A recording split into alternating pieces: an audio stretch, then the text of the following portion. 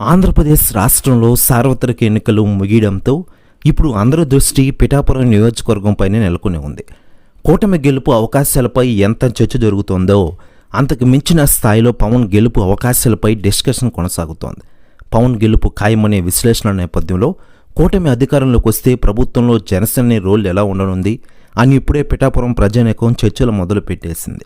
పవన్ ప్రతినిధిగా పోటీ చేసిన వైసీపీ అభ్యర్థి వంగా గీతను గెలిపిస్తే డిప్యూటీ సీఎం చేస్తారని పిఠాపురం రోడ్ షోలో జగన్ రెడ్డి హామీ ఇచ్చిన సంగతి తెలిసిందే. కానీ వైసీపీ దారుణ పరాభవం చూపిస్తుందని, కూటమి అధికారంలోకి వస్తుందని రాష్ట్రవ్యాప్తంగా ప్రచారం జోరుగా జరుగుతోంది. ఇదే జరిగితే కొత్తగా ఏర్పడే ప్రభుత్వంలో పవన్ పాత్ర ఎలా ఉండనుందనేది ప్రాధాన్యత సంతరించుకున్న విషయం మనకందరికీ తెలిసిందే.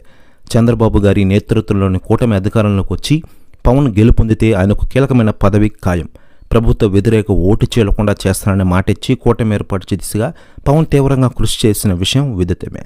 దాంతో కూటమి సర్కార్ ఏర్పడితే క్యాబినెట్లోకి పవన్ తీసుకోవడం ఖాయంగా కనిపిస్తోంది. ఇకపోతే ఎన్నికల అనంతరం ఆంధ్రప్రదేశ్లో హింసాత్మక ఘటనలు ఎక్కువయ్యాయి. దీంతో కేంద్రం అలర్ట్ అయింది.